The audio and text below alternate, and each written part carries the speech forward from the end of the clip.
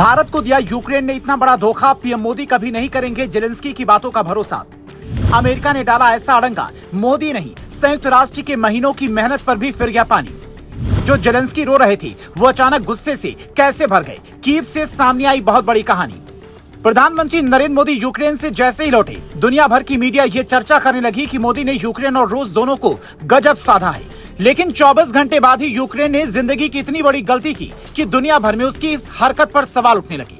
यूक्रेनी राष्ट्रपति जेलेंस्की ने इस आदेश की तुलना अमेरिका के वर्ल्ड ट्रेड सेंटर पर साल 2011 में हुई घटना से होने लगी। हर कोई ये पूछने लगा कि जब शांति समझौते की शर्तें लगभग तय हो चुकी थी तो यूक्रेन ने ऐसा क्यों किया, तो इसकी वजह बताएं। उससे पहले यूक्रेन में क्या हुआ वो सुनिए। 25 और 26 अगस्त की रात यूक्रेन एक बड़े बदले का प्लान तैयार करता है। 26 अगस्त की सुबह रूस के सारातोप शहर में तेज आवाज गूंजती है। पता चलता है कि 38 मंजिला रिहायशी इमारत जिसका नाम वोल्गा स्काई था, उससे एक ड्रोन टकराता है। अफरा तफरी मच जाती है। रूस इसका आरोप यूक्रेन पर लगाता है और कुछ ही देर में यूक्रेन के कीव, खार्किव, ओडेसा और लीव जैसे 12 शहरों पर सैकड़ों मिसाइलें और ड्रोन बरसने लगते हैं। ऐसा लगता है कि 2 दिनों से जो शांति दो देशों के बीच में बनी हुई थी वो समझौता अचानक से टूट गया। इस एक्शन से सिर्फ यूक्रेन ही नहीं बल्कि पोलैंड भी प्रभावित हुआ है, क्योंकि ये इलाका यूक्रेन और पोलैंड बॉर्डर का था। वो सभी नाटो देशों को अलर्ट मोड पर रहने के लिए कह देता है, जिसका मतलब ये है कि रूस और यूक्रेन के बीच में जो चल रहा है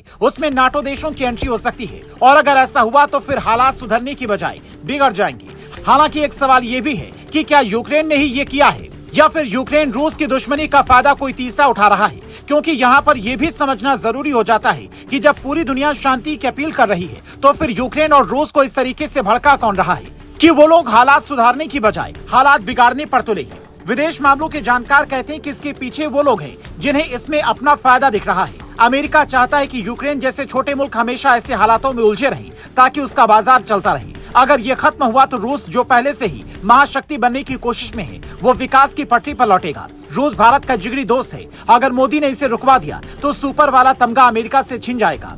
अमेरिका ही नहीं, दुनिया के कई बड़े मुल्क ये चाहते हैं कि शांति बहाल हो, लेकिन क्रेडिट भारत को नहीं मिले। इसीलिए आपने देखा होगा कि प्रधानमंत्री नरेंद्र मोदी जब यूक्रेन और पोलैंड का दौरा खत्म कर लौटते हैं तो अमेरिका दोहरी नीति पर काम करता है। अमेरिका के राष्ट्रीय सुरक्षा संचार सलाहकार जॉन किर्बी कहते हैं यूक्रेन और रूस के बीच में जो चल रहा है उसे शांत करने के लिए अगर कोई वैश्विक मंच पर आता है तो उसका स्वागत है। भारत का ये कदम सराहनीय है। लेकिन जैसे ही मोदी यूक्रेन से लौटते हैं अमेरिका $125 मिलियन की मदद यूक्रेन को देने का ऐलान कर देता है। साथ ही ये भी कहता है कि रूस इस संघर्ष में जीत नहीं पाएगा, यूक्रेन के स्वतंत्र लोग जीतेंगे और अमेरिका हमारे सहयोगी और हमारे साझेदार हर कदम पर उनके साथ खड़े रहेंगे। हालांकि कूटनीति में हमेशा कहानी उलझी हुई ही रहती है। जो दिखता है वो कभी कभी होता नहीं और जो होता है वो कभी कभी दिखता नहीं।